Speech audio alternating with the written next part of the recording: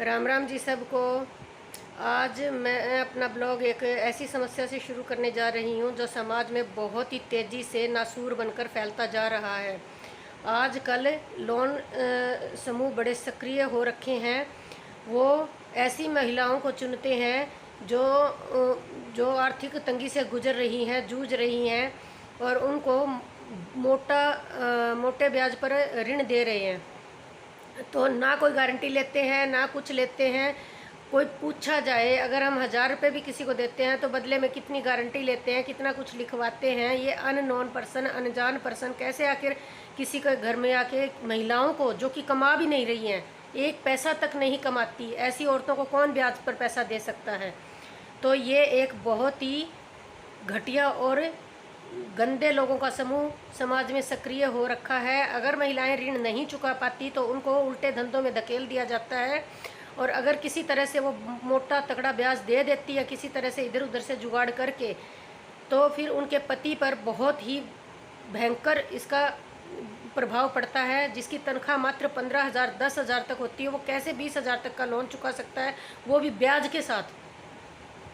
तो समाज को इस तरह के घटिया लोगों को चिन्हित करने की ज़रूरत है, उनको पकड़ने की ज़रूरत है। वो हमारे समाज में घुसकर हमारी महिलाओं को अननेसेसरी मतलब अनवांटेड लोन थोप रहा है, जिसकी ज़रूरत भी नहीं है। वो औरतें वो ब्याज का पैसा लेकर इधर उधर ऐसे ही बर्बाद कर देती हैं, और फिर उसका सारा बोझ उसके हस्बैंड पे आता है, उसके पति पे आता है, और फिर वो एक ना एक दिन ऐसे करते करते करते वो पूरा घर बर्बाद हो जाता है।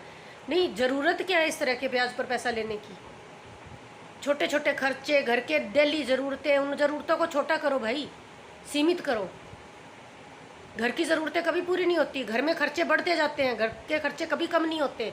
उनको चाहे आप जितना मर्जी बढ़ा लो, लेकिन इस तरह की बेहुदा औरतें, बददिमाग औरतें ज़रा भी अपने पति की कमाई को नहीं देखती हैं, बस लेती रहेंगी, और चुकाने की बारी आती है तो छुप जाएंगी।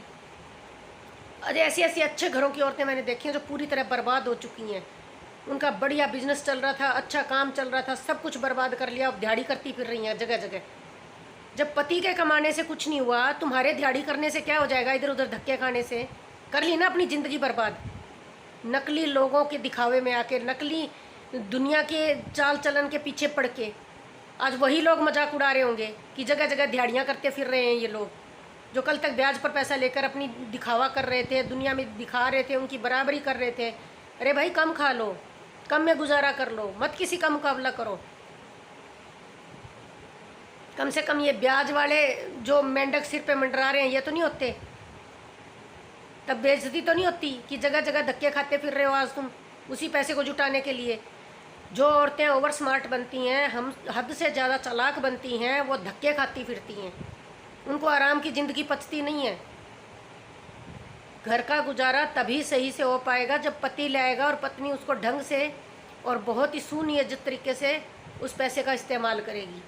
ये नहीं कि 1000 रुपये आए और उठाए और निकल लिए शॉपिंग करने, और फिर बाद में ठन ठन गोपाल, घर में एक चवन्नी नहीं, फिर इधर उधर ताकते फिरो, पैसे देखते फिरो, कभी इससे उठा लिया, कभी उससे उठा लिया, कभी किसी से मांग लिया। क्या इज्जत है इस तरह के कामों में।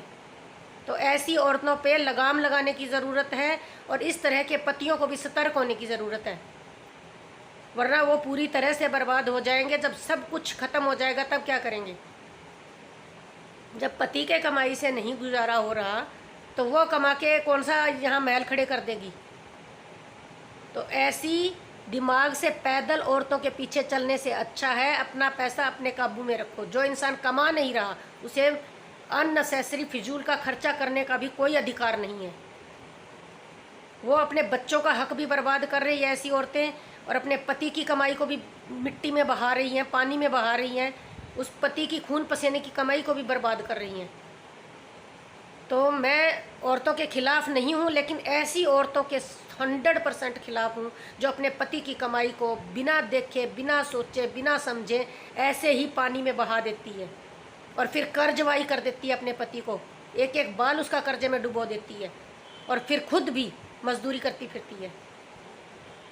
लानत है ऐसी औरतों पर।